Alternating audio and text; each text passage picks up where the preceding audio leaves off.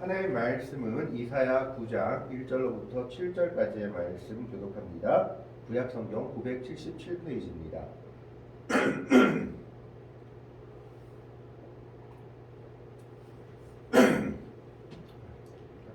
이사야 9장 1절부터 7절까지의 말씀 교독합니다. 1절의 말씀을 제가 먼저 문표 올립니다. 전에 고통받던 자들에게는 흑암이 없으리로다. 옛적에는 여호와께서 스불론 땅과 납달리 땅이 멸시를 당하게 하셨더니 후에는 해변길과 요단 저쪽 이방의 갈릴리를 영화롭게 하셨느니라.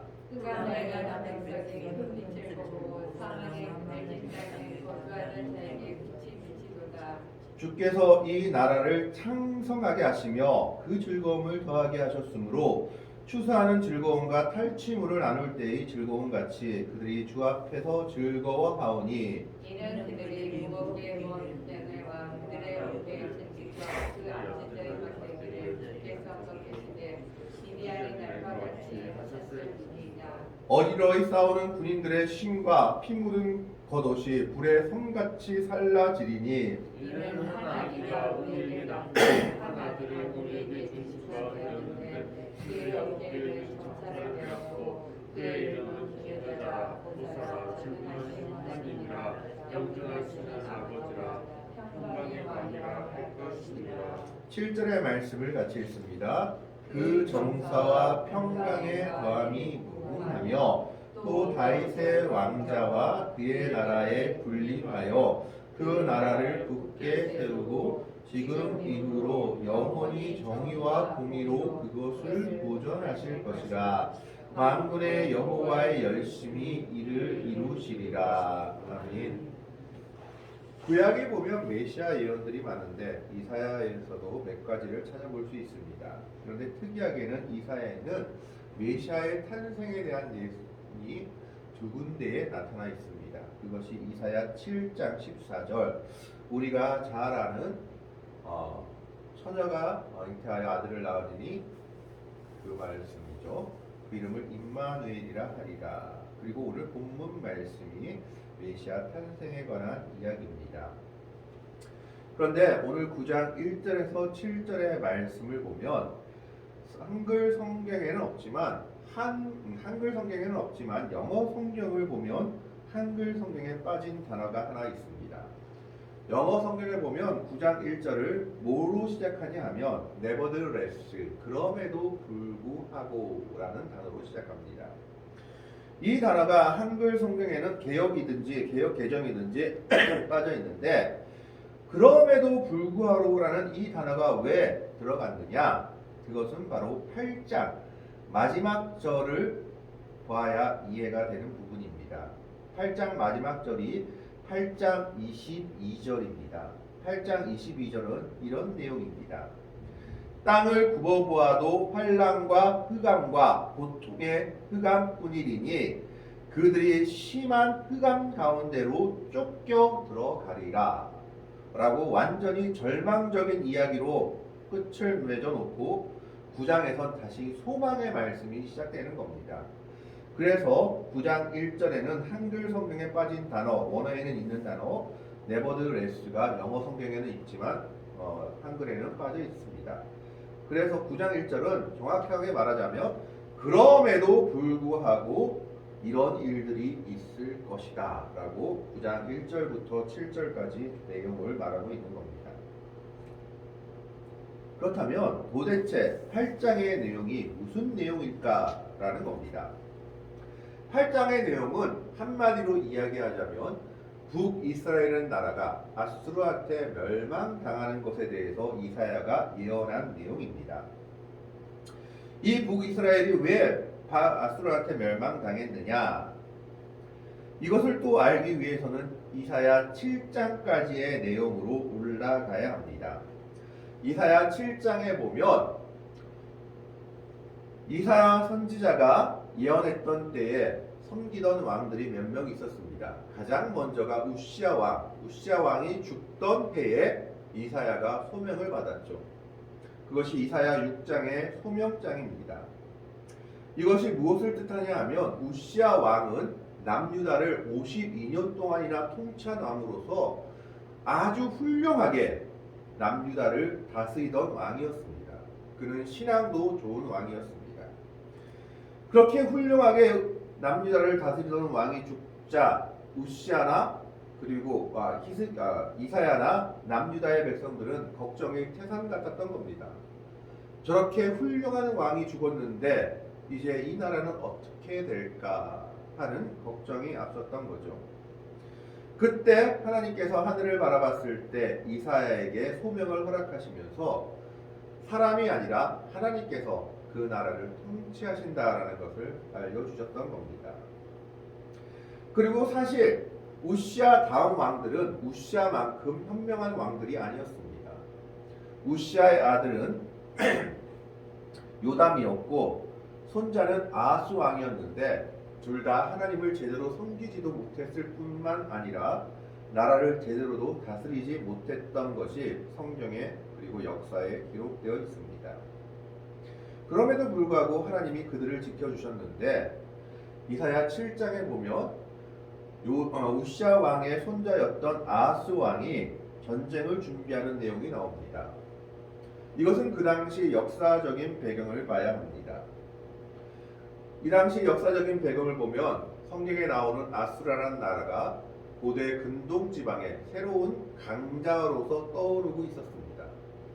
그래서 그 당시 근동 지방을 다 점령하고 있을 때 남아있던 다른 지역의 여러 왕들과 나라들이 반연합 전선을 펼치게 됩니다. 우리가 살아남기 위해서는 아수르와에 대항하기 위해서는 나라끼리 연합해야 된다. 그래서 반아수르 연합을 맺게 됩니다. 그런데 이 반아수르 연합에 참석하지 않은 나라, 참여하지 않은 나라가 바로 남유다였습니다. 남유다는 외교적으로 이 동맹에 참여했다가는 괜히 아수르와 더 큰 분쟁을 겪게 될 것을 두려워해서인지 이 반아수르 연합에 참여하지 않았던 겁니다. 그런데 이 반아수르 연합을 이끌고 있던 왕이 바로 그 당시 메소포타미아의 맹주 노릇을 하던 아람 왕이었습니다. 이 아람 왕이 보기에 메소포타미아 지역의 모든 나라들이 동맹을 맺고 있는데 남유다만 이 반아수르 동맹에 참여하지 않으니까 이 남유다를 교육할, 지금으로 말하면 교육이고 좀 어떻게 보면 손봐줄 필요가 있었던 겁니다. 그래서 이 당시 남유다와 가장 원수 관계였던 북이스라엘이라는 나라와 소문을 잡고 북이스라엘의 베가 왕과 아람 왕 르신이 연합해서 남유다를 침공하게 됩니다. 그것이 이사야 7장에 나오는 내용입니다. 그 이사야 7장에 나오는 그 내용으로 이사야가 전쟁 준비를 하고 있는 아하스 왕을 찾아갑니다. 그러면서 하나님의 예언을 전하는 것이 이사야 7장의 내용이죠. 그리고 아하스 왕한테 이렇게 말합니다. 하나님께서 징조를 구하라고 하신다. 그러니까 너는 하나님께 한 징조를 구하라 라고 했을 때 아하스가 자기는 하나님을 시험하지 않겠다라고 하면서 징조를 구하지 않겠다라고 말합니다. 이때 히스기야가 그를 책망하죠. 네가 징조를 구하지 않겠다는 것은 하나님을 믿어서 그리고 믿음이 있어서가 아니라 하나님을 믿지 못해서 그런 것이다. 사실 아하스 왕은 믿음이 없는 왕이었습니다. 그러면서 메시아 예언, 우리가 잘 아는 보라 처녀가 잉태하여 아들을 낳을 것이요 그 이름을 임마누엘이라 하리라는 것을 통해서 계속해서 예언을 합니다. 그리고 그 예언을 하면서 뭐라고 얘기하느냐, 너희가 미워하는 두 왕, 아람 왕 그리고 이스라엘 왕이 결국은 다 패망하게 될 것이다 라고 예언을 합니다. 그 예언 그대로 아람 왕도 그리고 북이스라엘도 아수르한테 멸망당하고 맙니다. 이 멸망당했을 때 그 멸망당한 것들을 예언한 것이 바로 이사야 8장의 내용인 겁니다. 그래서 북이스라엘은 아수르한테 멸망당해서 어떻게 됐느냐, 아주 폐허가 되어버렸습니다. 모든 사람이 포로로 끌려가고 남은 사람들은 자기 땅에서 제대로 살지 못하고 있을 지경에 남유다 왕이 그들을 향해서 얘기하죠. 너희는 남유다로 돌아와라. 우리가 너희를 받아주겠다. 하나님을 제대로 믿는 믿음을 가지고 오면 너희를 받아주겠다라고 말했을 때 남유다로 많은 북이스라엘 백성들이 들어오게 됩니다. 그리고 아니면 다른 사람들은 아수르의 포로로 살아갈 뿐이었습니다. 바로 그런 상황에서 오늘 이사야 9장의 내용이 말씀하고 있는 겁니다. 그래서 9장 1절에 보면 바로 이렇게 흑암뿐인 이런 북이스라엘의 형편을 이야기하면서 그럼에도 불구하고 하나님께서 너희에게 소망을 주실 것이다 라고 말하고 있는 겁니다. 1절의 말씀을 보면 고통받는 자에게 주시는 하나님의 위로를 이야기합니다. 1절의 말씀에 전에 고통받던 자들에게는 흑암이 없으리로다. 예전에는 여호와께서 스불론 땅과 납달리 땅이 멸시를 당하게 하셨더니 후에 해변길과 요단 저쪽 이방의 갈릴리를 영화롭게 하셨느니라. 스불론 땅과 납달리 땅은 북이스라엘 중에서도 가장 북쪽에 있는 지역의 땅입니다. 그래서 국경 지방을 접하고 있는 지역이었는데 지금 우리가 옛날 조선시대의 실록을 봐도 뭐 여진족과 지역을 국경을 맞대고 있던 한경도 평안도 이쪽 사람들을 되게 무식한 사람들로 묘사하고 있는 것을 보게 됩니다. 이 당시도 마찬가지였습니다. 국경지대에는 전쟁이 끊일 날이 없었고 그렇기 때문에 국경지대에 사는 사람들은 이스라엘 백성들이 대개 멸시하고 천대했습니다. 뿐만 아니라 전쟁이 끊일 날이 없으니까 여기 무슨 애들이 많았느냐? 이방 백성들이 쳐들어와서 여인들을 강간하거나 침략해서 사생아들이 많았던 지역이라고 합니다. 그렇기 때문에 이 지방 사람들은 가장 멸시를 받던 사람들입니다. 에이 무식한 놈들, 쟤도 우리나라 애들이야 하는 그런 평가를 받던 지역이었습니다. 심지어 갈릴리에 대해서는 뭐라고 얘기합니까? 9장 1절의 말씀에 보면 요단 저쪽 이방의 갈릴리를 영화롭게 하셨느니라. 갈릴리를 이방인이라고 표현합니다. 왜냐하면 북이스라엘이 멸망 나오고 나서 마카베오 왕조가 들어서기 전까지는 이 갈릴리는 완전히 유다에서 떨어져 나가서 유다 자치령에 들어온 적이 없었기 때문입니다. 그래서 갈릴리는 항상 이방인들이 다스리던 지역이요, 그 지역에 유대인들이 들어가서 살 뿐인 지역이었습니다. 그래서 갈릴리는 유대인들이 볼 때는 이방 백성들이 거하는 지역이요, 거기에 그냥 유대인들이 잠시 들어가서 살던 곳이었기 때문에 갈릴리를 이방이라고 칭하며 유대인들은 무시했습니다. 그렇기 때문에 오늘 말하고 있는 스불론 땅과 납달리 땅과 갈릴리는 망했을 뿐만 아니라 유대인들한테 가장 멸시받던 땅이었습니다. 사생아가 많은 지역, 그리고 무식한 땅. 그래서 예수님 당시에 나다나엘이 그렇게 얘기하죠. 나사렛에서 무슨 선한 것이 나올 수 있겠느냐. 갈릴리 지역이었기 때문입니다. 이 지역은 그들이 정말 봤을 때 무식한 땅, 멸시받는 자들의 땅이요, 우리나라 사람인지 외국 사람인지 모를 이방인들, 사생아들이 가득한 지역이었습니다. 그래서 그들은 가장 낮은 자였고 그리고 모든 사람에게 멸시받는 지역이었던 겁니다.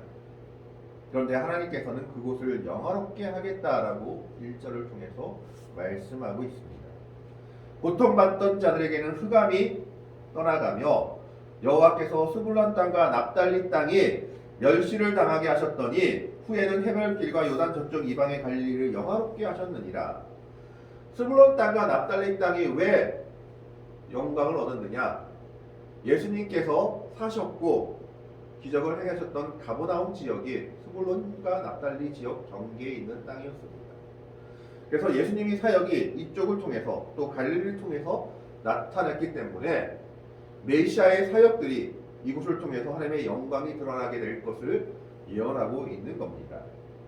하나님은 가장 멸시받는 곳을 바라보시며 그곳을 하나님의 뜻을 이루는 곳으로 삼으셨던 겁니다. 모두가 무시하고 천대하던 지역에 하나님은 이곳에 소망을 주시고 예수님은 이 낮은 곳으로 임하셔서 이곳에서 하나님의 사역을 감당하셨습니다. 그리고 그것을 하나님의 뜻 가운데 영화로운 지역이 되게 하셨던 겁니다. 이것이 하나님의 은혜입니다. 하나님의 눈은 높은 자를 향하신 것이 아니라 가장 낮은 곳을 향하고 계십니다.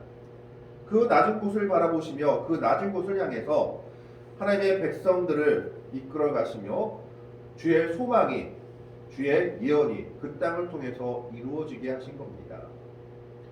그래서 2절에 보면 흑암에 행하던 백성이 큰 빛을 보고 사망의 그늘질 땅에 거주하던 자에게 빛이 비치도다 라고 얘기합니다.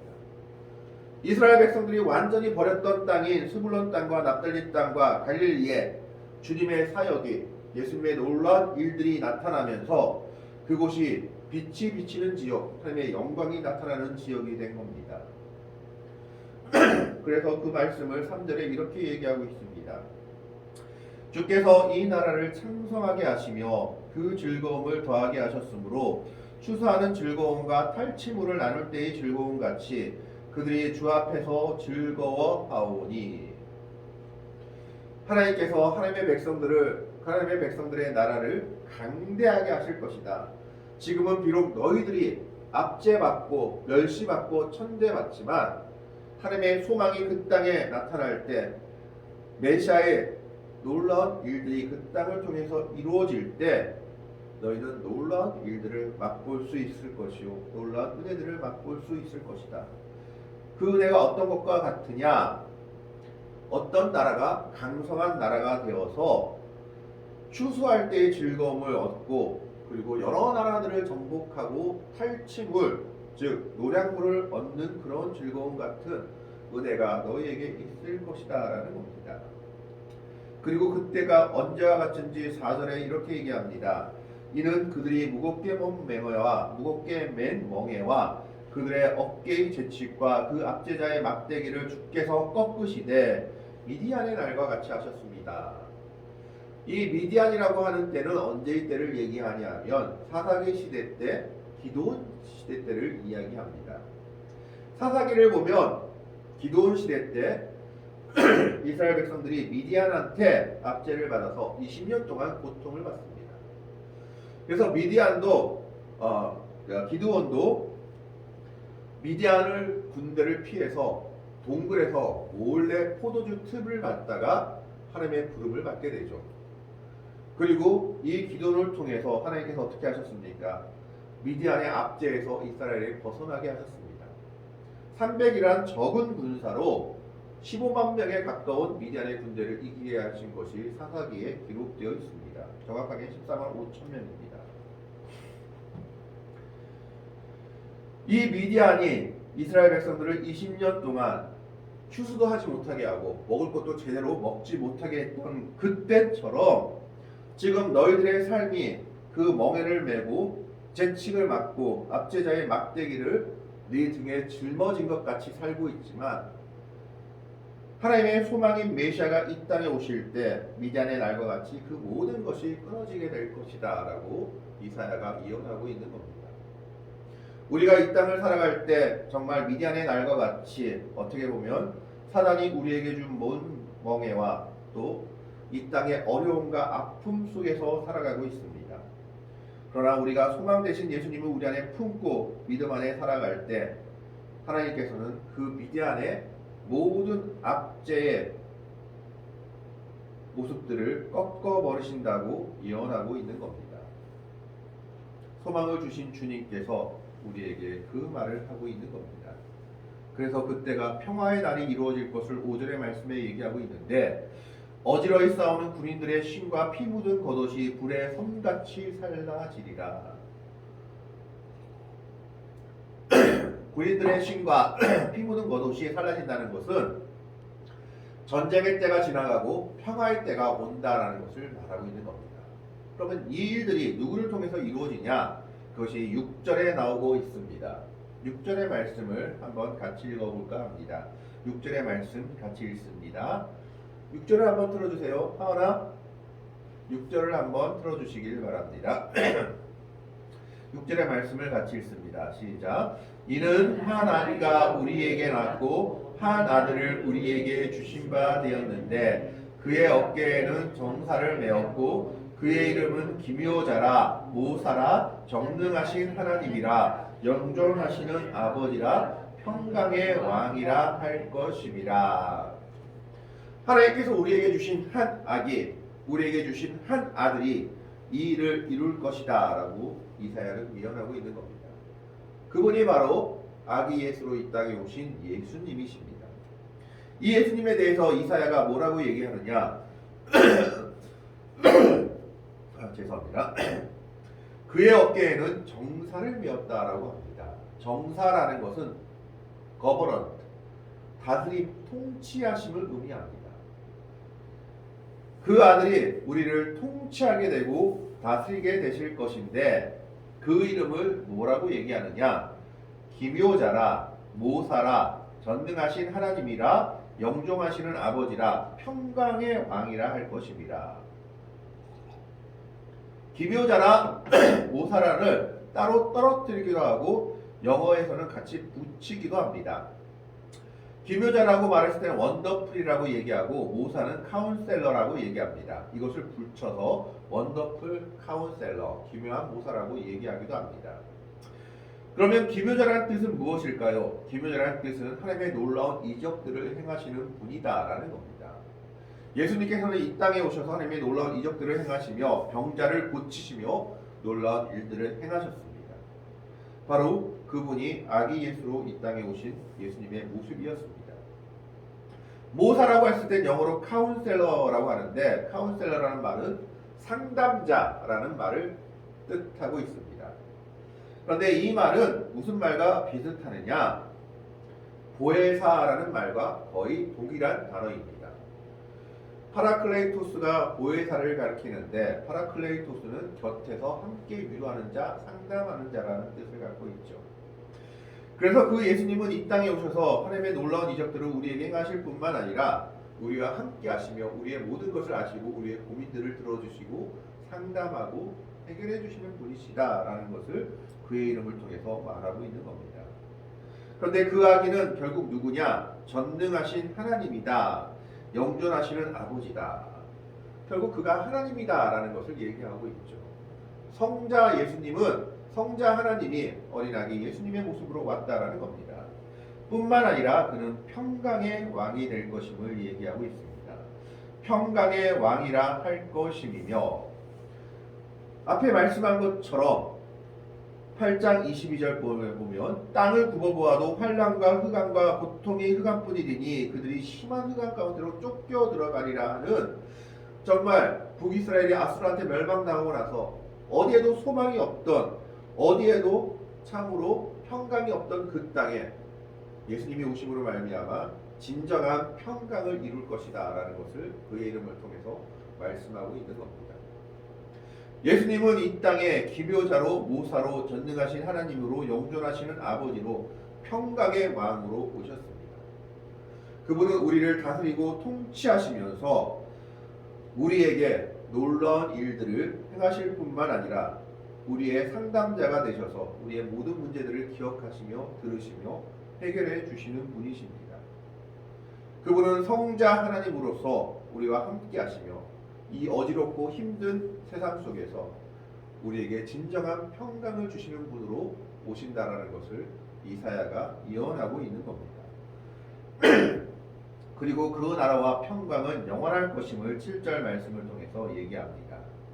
7절에 보면 그 정사와 평강의 더함이 무궁하며 또 다윗의 왕자와 그의 나라에 군림하여 그 나라를 굳게 세우고 지금 이후로 영원히 정의와 공의로 그것을 보존하실 것이라. 만군의 여호와의 열심히 이를 이루시리라. 다윗에게 예언한 다윗 메시아 예언이 이 한 아기로 오신 분, 한 아들로 우리에게 주신 그 예수님을 통해서 이루어 주실 것임을 말하고 있습니다. 그리고 이 일은 반드시 이루어지실 것임을 얘기하는데 하나님의 열심, 만군의 여호와의 열심이 이것을 이룰 것이다 라고 이사야가 예언하고 있는 겁니다. 예수님은 우리에게 참으로 평강의 왕으로 오셨습니다. 그분은 기묘자로 모사로 우리에게 오셨습니다. 놀라운 이적들을 하나님의 백성들에게 행하시고 우리의 모든 어려움들을 기억하시고 상담하시고 해결해 주시는 분이십니다. 그리고 그분은 우리를 통치하고 다스리십니다. 우리가 그분의 다스리심 안에 들어갈 때 우리는 참으로 고통 속에서 그리고 정말 흑암 속에서 주님이 주시는 평강을 누리게 될 것임을 오늘 9장 1절부터 7절까지의 이사야의 예언은 말씀하고 있는 겁니다. 이것이 아기 예수로 이 땅에 오신 주님의 뜻이요 성탄의 의미입니다. 예수님은 참으로 흑암 가운데 있는 고통받는 우리들에게 평강의 왕으로 그리고 평화의 왕으로 기묘자로 모사로 우리에게 오셨습니다. 우리는 그 주님의 이름을 다시 한번 생각하면서 우리가 주님의 다스리심 안에 들어갈 때 참으로 미디안의 압제에서 기도를 통해서 그 압제에 벗어나게 하시고 평화를 누리게 하신 하나님의 은혜가 예수님을 통해서 오늘 우리들에게도 임하게 될 것임을 믿으시기 바랍니다. 이 성탄을 맞이하는 우리들이 정말 한 아기로 우리에게 오신 이 주님의 이름을 다시 한번 생각하면서 그의 이름은 기묘자라 모사라 전능하신 하나님이라 영존하시는 아버지라 평강의 왕이다 라고 말씀하신 주님께서 오늘 우리들에게도 주님의 놀라운 일들을 행하시며 우리들의 모든 문제를 상담하시고 해결하시며 참으로 고통받고 힘들어하는 흑암과 같은 이 세상 속에서 진정한 평강을 주시는 분임을 기억하며 그 주님을 나의 소망으로 삼고 성탄을 기다리는 복되고 아름다운 믿음의 백성들이 될 수 있기를 주님의 이름으로 간절히 축원합니다. 기도하겠습니다. 하나님, 오늘은 메시아 예언을 바라봅니다.